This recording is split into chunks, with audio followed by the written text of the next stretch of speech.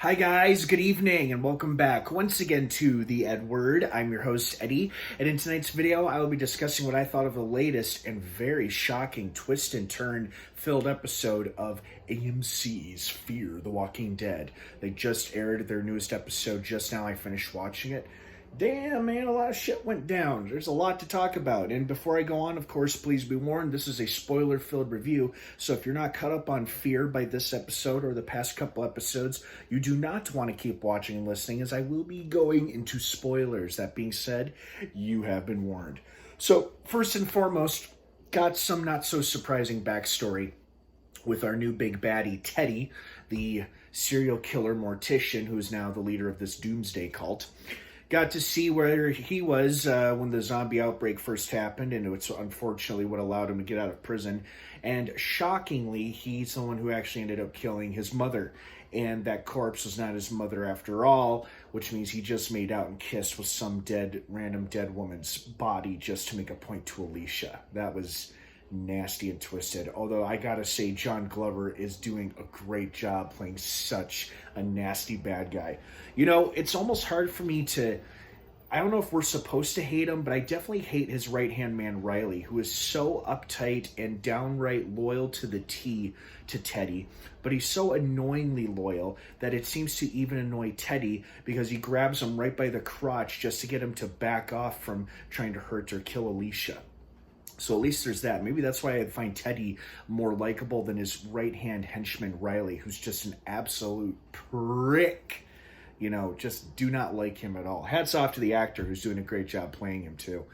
And, you know, we got a reunion of sorts. I don't think it's the one that people were expecting or hoping for. I know people have been pining for Madison Clark's return, but I haven't really been holding my breath at this point. I kind of accepted her fate when it first happened. It would have been nice for her to come back, and I guess she could, but it seems extremely highly unlikely, but you never know. We did, however, get some surprising faces when we saw Cole and a few other people from their old stadium life way the hell back in season 4. Unfortunately, things took a very bad turn for the worse for them, and they became very unlikable, hostile people.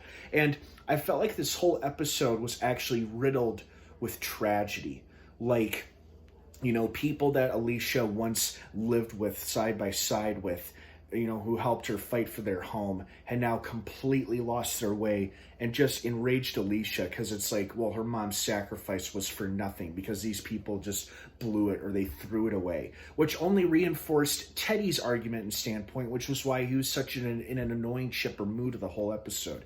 And oh man, did this episode make me hate Dakota all over again. You know, I was leaning towards forgiving her for what she did to John, but because she's so unwavering in her argument that she did what she had to do, which really she didn't. There was absolutely no reason to kill him. You know, and then now her siding with Teddy, I really hope she dies now too. You know, if they're going to kill a major character from our list of good guys, you know, well, they are good guys, but I wouldn't really count Dakota as one. Please kill her off, because she is bugging the hell out of me. Her and Riley. You know what? Keep Teddy around for a little bit more, because he's honestly the more likable out of all of our hostile characters. But this was a great episode. It was a good Alicia-centric episode. It had great themes of past and present and, you know, what the future could hold for you, depending on how you look at it and whatnot. And I gotta say, you know what, I hate to say it, but looks like Teddy's getting exactly what he wants, and he's definitely willing to be a martyr, which is why it didn't surprise me at all when he had multiple guns drawn on him by different characters throughout the episode. He's more than willing to die, plus he doesn't have the key, so his dipshit followers will, you know, set off the nuclear missile just as planned and promised, with or without him. Even if someone did kill him in this episode, the plan would probably still proceed right along as if he were alive or not. So, and we've only got 2 more episodes left, guys. We've got 2 more episodes left before the show ends. We have next week's episode and then the big season finale. And will they get that nuke set off? Who knows? But this was a good episode. This episode gave us a pretty good idea of who to like and support and who to absolutely hate and despise. At least it did for me. And Teddy really reminded me of the Joker in this episode, just to how far and how extreme he will go and become just to prove or make a point to our hero or our protagonist, in this case, which was Alicia and obviously not Batman. But man, what an episode. It had a lot of twists and turns I was not expecting. You know, Cole being one of the bad guys, along with the nice older couple, Doug and Viv. You know, even though they'd kind of taken a turn for the nasty, I didn't like seeing them die. Although they did kind of die together at the exact same time, eaten by walkers. So that was kind of nice, I guess.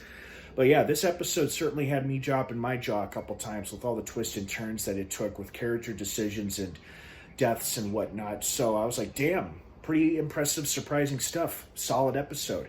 What did you guys think of it? I'd love to hear your thoughts and your opinions on it. Thank you so much for watching. We've only got 2 more episodes left this season. Season 7, I believe, is still very much in production as life slowly gets back to normal. So have a great rest of your weekend, everybody. Thanks so much for watching. Have a good one. And of course, until next time, may the Force be with you.